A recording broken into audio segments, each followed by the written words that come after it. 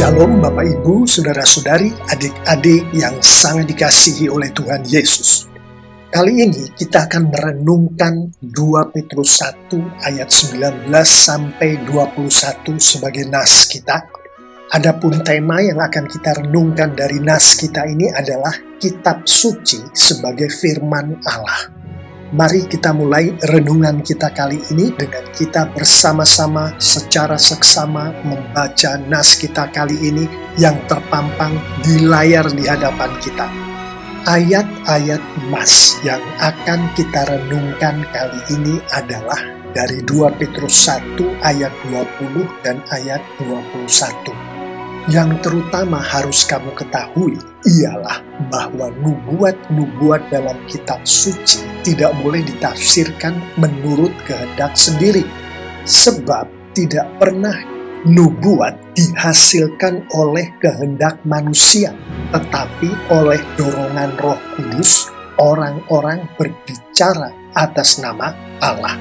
Selanjutnya, mari kita renungkan kitab suci sebagai pernyataan Tuhan, sebagai pernyataan yang datangnya dari Tuhan. Akan hal kitab suci adalah pernyataan yang datangnya dari Tuhan ini. Secara tersurat dan tersirat, kita dapat mengertinya dari ayat-ayat emas kita. Untuk melengkapi pengertian kita akan kitab suci adalah pernyataan dari Tuhan, saya akan mengajak kita semua untuk juga merenungkan ayat-ayat emas kita ini di dalam versi bahasa Inggrisnya.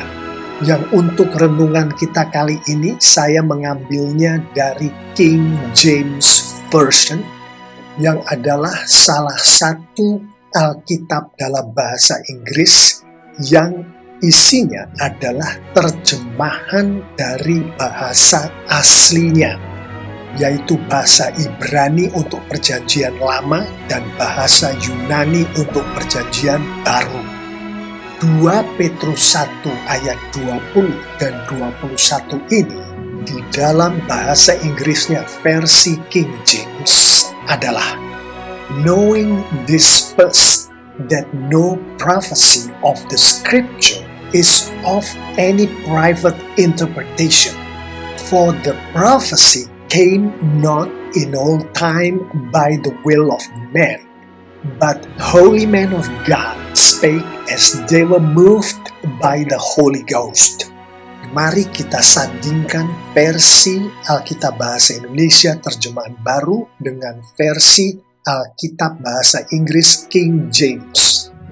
Tersurat dan tersirat dari ayat 20 dan 21 ini di dalam versi terjemahan barunya, nubuat-nubuat dalam kitab suci tidak boleh ditafsirkan menurut kehendak sendiri. Nubuat-nubuat dalam kitab suci tidak pernah nubuat ini dihasilkan oleh kehendak manusia. Nubuat-nubuat dalam kitab suci adalah oleh dorongan Roh Kudus. Orang-orang berbicara akan nubuat-nubuat ini atas nama Allah. Di dalam versi King James-nya, no prophecy of the scripture is of any private interpretation. Yang jika diterjemahkan secara bebas ke dalam bahasa Indonesia, tidak ada nubuat di dalam kitab suci yang adalah penafsiran pribadi dari orang yang dipakai oleh Tuhan melalui Roh Kudus Tuhan untuk menyatakan nubuat itu. Artinya, nubuat yang ada di dalam kitab suci adalah sebagaimana dinyatakan oleh Tuhan sendiri. Si orang yang menulis nubuat itu di dalam kitab suci hanyalah alat Tuhan, hanyalah alat Roh Kudus Tuhan untuk menyatakan, untuk menulis nubuat yang dari Tuhan itu ke dalam kitab suci. Hal ini diperjelas melalui frasa berikut. Prophecy of the scripture came not in old time by the will of man. Yang terjemahan bebas ke dalam bahasa Indonesianya adalah nubuat dalam kitab suci yang dinyatakan pada masa kitab suci itu dinyatakan bukanlah dari kehendak manusia, bukanlah dari kehendak orang yang dipakai oleh Tuhan, oleh Roh Kudus Tuhan untuk menuliskan nubuat yang dari Tuhan itu ke dalam kitab suci. Yang penjelasan lebih lanjutnya adalah, but holy men of God spake as they were moved by the Holy Ghost. Yang terjemahan bebasnya ke dalam bahasa Indonesia adalah, namun orang-orang sucinya Tuhan, orang-orang suci milik Tuhan, yaitu para nabinya Tuhan, digerakkan oleh Roh Kudus Tuhan, menyatakan nubuat yang datangnya dari Tuhan ke dalam kitab suci. Dengan demikian, kita mengetahui dengan jelas bahwa nubuat-nubuat yang ada di dalam kitab suci yang melalui konteks nas kita ini secara keseluruhan kita mengetahui bahwa yang dimaksud kitab suci di sini adalah perjanjian lama, karena pada saat zaman Rasul Petrus menyatakan firman Tuhan ini, perjanjian baru belum dinyatakan dalam bentuk seperti perjanjian lama telah dinyatakan. Nubuat-nubuat ini adalah dari Tuhan. Tuhan melalui Roh Kudus Tuhan menggerakkan para orang kudus, para nabi Tuhan untuk menyatakan nubuat yang dari Tuhan ini ke dalam kitab suci, ke dalam kitab perjanjian lama. Yang dari konteks Alkitab secara keseluruhan kita nanti akan mengetahui dari renungan kita ini bahwa kitab suci di sini bukan hanya kitab perjanjian lama, namun juga di hari-hari ini termasuk kitab perjanjian baru.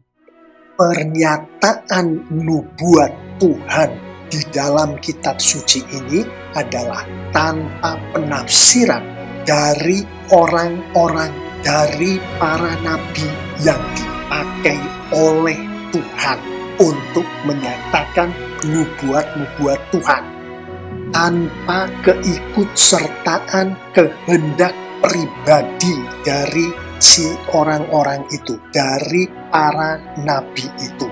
Yang ada pada nubuat-nubuat di dalam kitab suci hanyalah kehendak Tuhan. Sebagaimana sudah saya sampaikan baru saja, saya ingin menekankan di sini bahwa nubuat-nubuat yang dimaksud di ayat 20 dan 21 ini ditafsirkan sebagai firman Tuhan. Di masa itu, firman Tuhan ini ada di dalam kitab perjanjian lama. Di hari-hari ini, firman Tuhan ini ada juga di perjanjian baru. Seberapa pentingkah, seberapa sucikah nubuat-nubuat yang ada di kitab suci ini? Untuk mengetahui seberapa penting, seberapa suci nubuat-nubuat yang ada di kitab suci ini, mari kita melihat sendiri melalui Alkitab bagaimana cara Tuhan kita, Tuhan Yesus Kristus, memperlakukan nubuat-nubuat di dalam kitab suci ini. Firman Tuhan di Kejadian 1 ayat 27 adalah, maka Allah menciptakan manusia itu menurut gambarnya. menurut gambar Allah diciptakannya dia, laki-laki dan perempuan diciptakannya mereka. Firman Tuhan di Matius 19 ayat 4 yang adalah bagaimana cara Tuhan Yesus memperlakukan firman Tuhan di Kejadian 1 ayat 27 adalah, jawab Yesus, "Tidakkah kamu baca bahwa Ia yang menciptakan manusia sejak semula menjadikan mereka laki-laki dan perempuan?"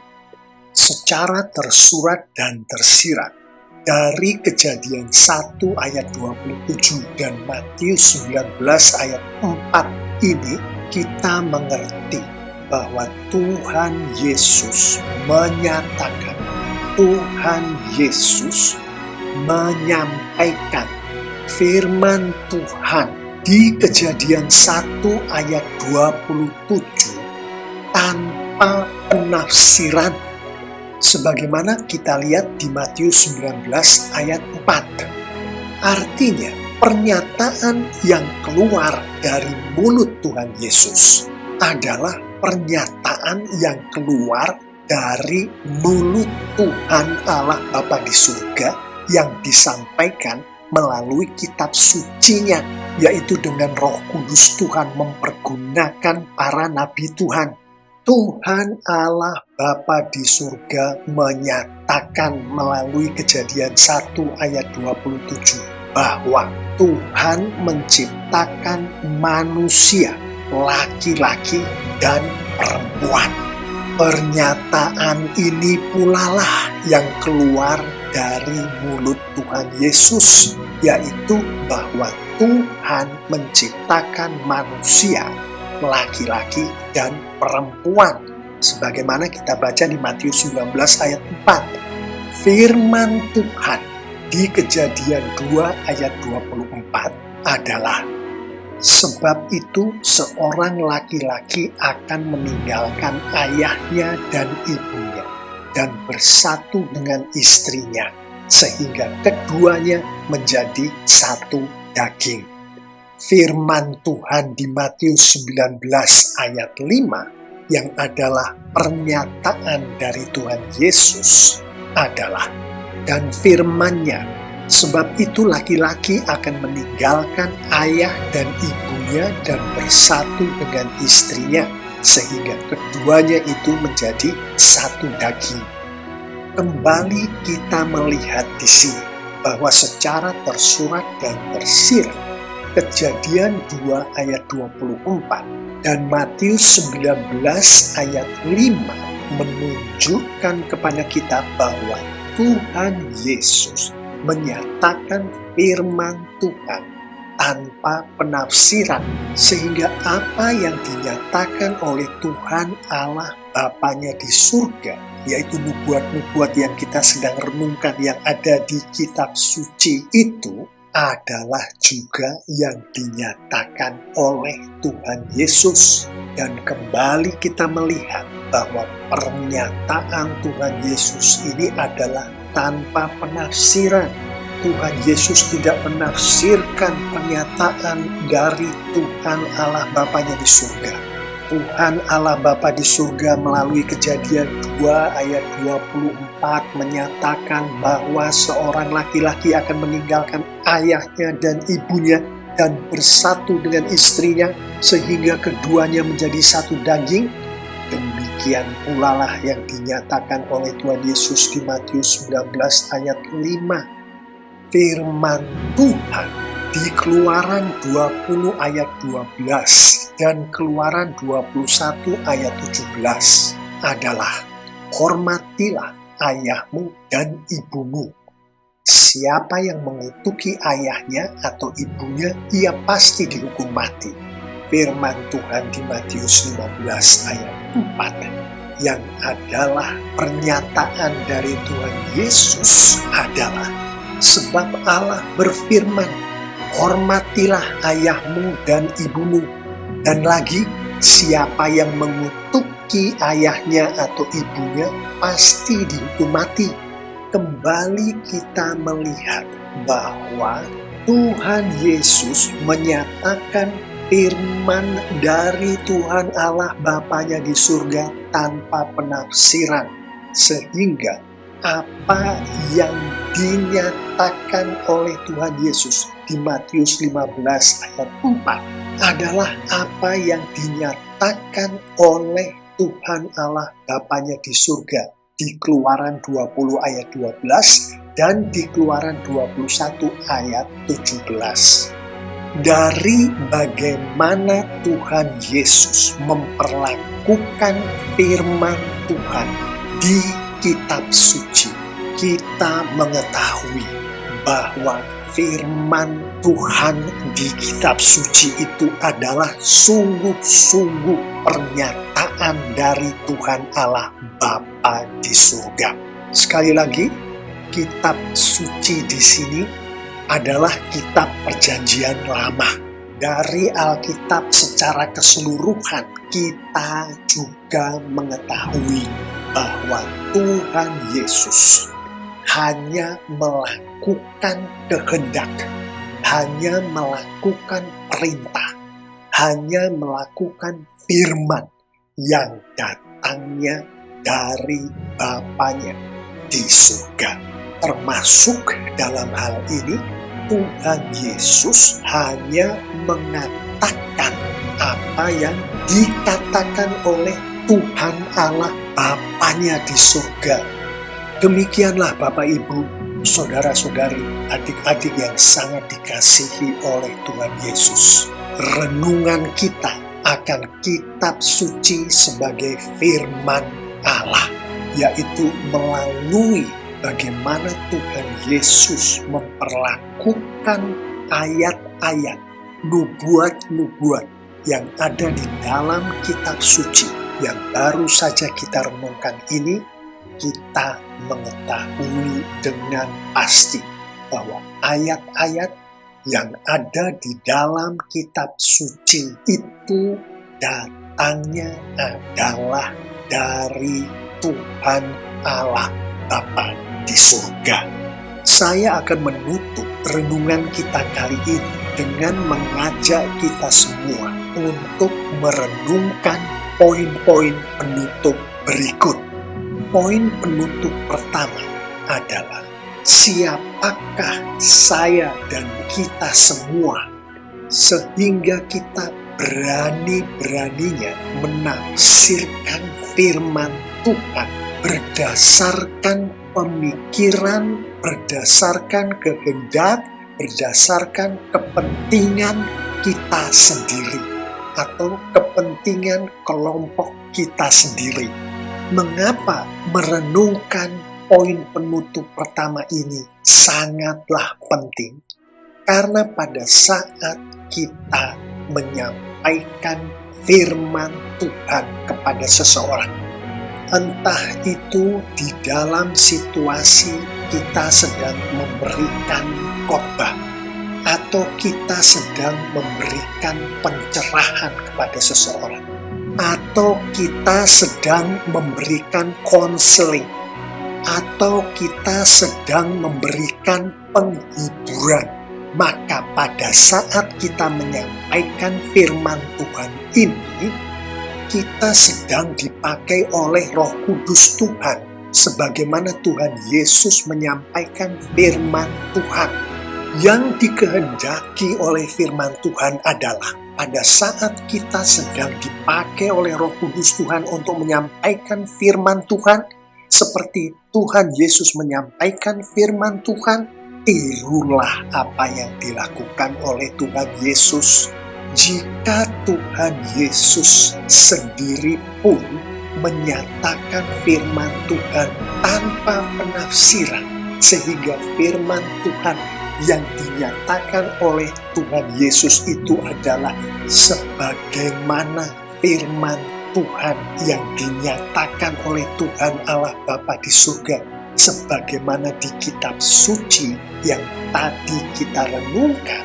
Maka siapakah kita sehingga kita berani-beraninya menyatakan firman Tuhan dengan penafsiran kita sendiri, untuk kepentingan diri kita sendiri, untuk kehendak kelompok kita sendiri. Apakah kita merasa bahwa kita lebih pandai dari Tuhan Yesus sehingga kita berani menafsirkan firman Tuhan itu, sedangkan Tuhan Yesus sendiri menyatakan firman Tuhan tanpa penafsiran yang dikehendaki oleh Tuhan terhadap kita semua dalam situasi seperti ini adalah sebagaimana yang dinyatakan oleh firman Tuhan di 1 Yohanes 2 ayat 6. Barang siapa mengatakan bahwa ia ada di dalam Dia, ada di dalam Tuhan, ia wajib hidup sama seperti Kristus telah hidup. Yang penafsirannya termasuk si orang yang mengatakan ia ada di dalam Tuhan ini wajib meneladani apa yang dilakukan oleh Tuhan Yesus, termasuk apa yang dilakukan oleh Tuhan Yesus pada saat Tuhan Yesus menyatakan firman Tuhan, yaitu sebagaimana yang dikehendaki oleh firman Tuhan itu sendiri, tanpa penafsiran.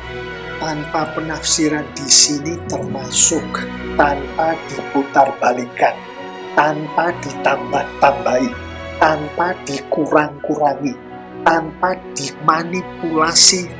Poin penutup selanjutnya untuk kita renungkan bersama adalah jangan sampai kita binasa karena kita berusaha menafsirkan firman Tuhan sehingga hasilnya tidak sesuai dengan apa yang dimaksud oleh Tuhan. Cuplikan dari 2 Petrus 3 ayat 16. Dalam surat-suratnya itu ada hal-hal yang sukar difahami, sehingga orang-orang yang tidak memahaminya dan yang tidak teguh imannya memutarbalikannya menjadi kebinasaan mereka sendiri. Sama seperti yang juga mereka buat dengan tulisan-tulisan yang lain.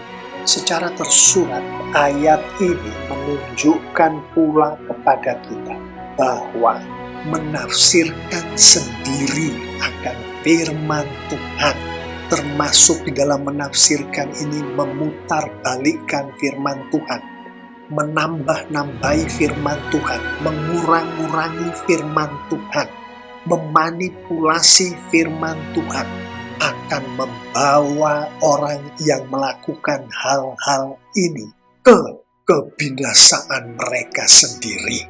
Kita tidak mau binasa, bukan? Kita tidak mau orang-orang yang kita sampaikan firman Tuhan kepada binasa, bukan?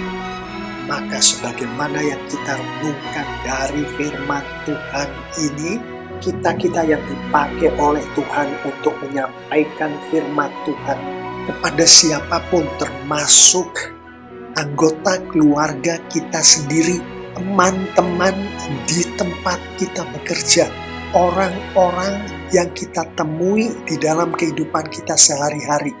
Kita yang saya maksud di sini adalah umat Tuhan yang sejati, pengikut-pengikut Kristus yang sudah lahir baru.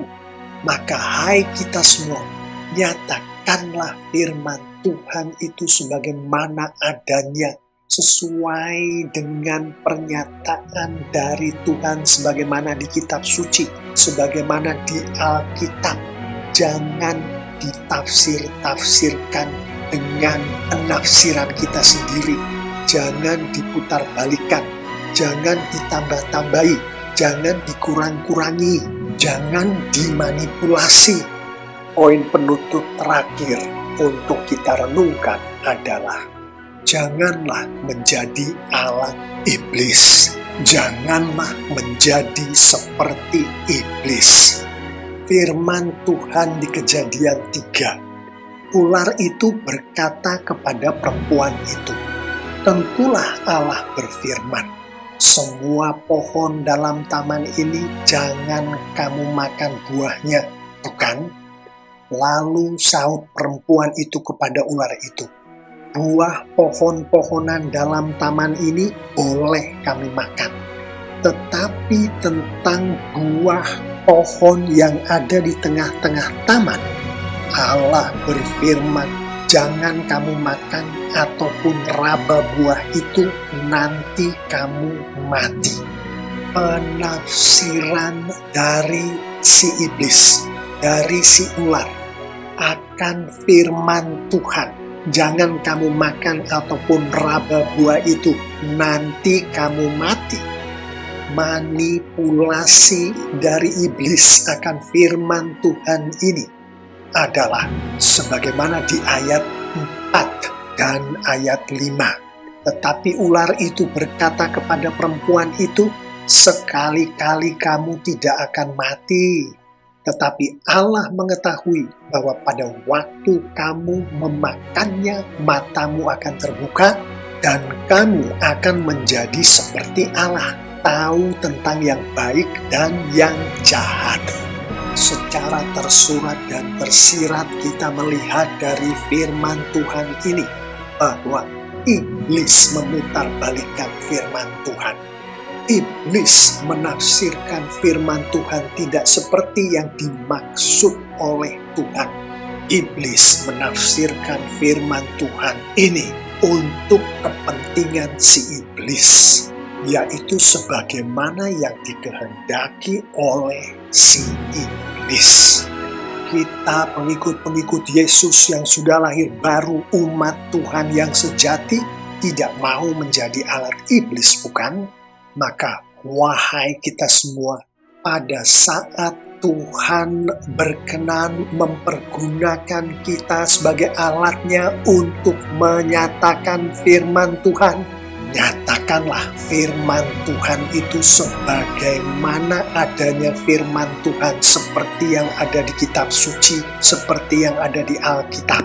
Tidak ditafsirkan sendiri, tidak ditambah-tambahi, tidak dikurang-kurangi, tidak dimanipulasi, sehingga yang keluar dari mulut kita pada saat Roh Kudus memakai kita untuk menyampaikan firman Tuhan adalah sesuai, adalah sama dengan pernyataan yang dari Tuhan sebagaimana yang ada di kitab suci, di Alkitab. Mari kita akhiri renungan kita kali ini dengan kita bersama-sama merenungkan penerapan berikut. Ayat yang akan membantu kita untuk merenungkan penerapan ini adalah 2 Timotius 3 ayat 16. Segala tulisan yang diilhamkan Allah memang bermanfaat untuk mengajar, untuk menyatakan kesalahan, untuk memperbaiki kelakuan, dan untuk mendidik orang dalam kebenaran. Bagi kita yang dipakai oleh Roh Kudus Tuhan untuk menyampaikan firman Tuhan, dalam bentuk apapun penyampaian firman Tuhan ini, mengajarlah mempergunakan firman Tuhan. Nyatakanlah kesalahan mempergunakan firman Tuhan. Perbaikilah kelakuan mempergunakan firman Tuhan. Didiklah orang dalam kebenaran mempergunakan firman Tuhan. Pergunakanlah firman Tuhan ini sebagaimana yang dimaksud, sebagaimana yang dikehendaki oleh Tuhan, yang dinyatakan Tuhan di dalam kitab sucinya, di dalam Alkitab. Dan bagi kita yang dikehendaki oleh Tuhan sebagai penerima firman Tuhan ini, ajarlah diri kita dan orang lain mempergunakan firman Tuhan. Nyatakanlah kesalahan diri kita dan orang lain mempergunakan firman Tuhan. Perbaikilah kelakuan diri kita dan orang lain mempergunakan firman Tuhan. Didiklah diri kita dan orang lain dalam kebenaran mempergunakan firman Tuhan. Pergunakanlah firman Tuhan ini sebagaimana yang dimaksud, sebagaimana yang dikehendaki oleh Tuhan, sebagaimana dinyatakan oleh Tuhan. di dalam kitab sucinya, di dalam Alkitab. Bapak, Ibu, Saudara-saudari, adik-adik yang sangat dikasihi oleh Tuhan Yesus, demikianlah renungan kita kali ini akan kitab suci sebagai firman Allah. Saya mengimani jika kita semua pengikut-pengikut Kristus yang sudah lahir baru, umat Tuhan yang sejati, menghidupi ayat-ayat firman Tuhan yang baru saja kita renungkan ini, maka Tuhan kita, Tuhan Yesus kita, semakin dimuliakan dengan luar biasa. Amin.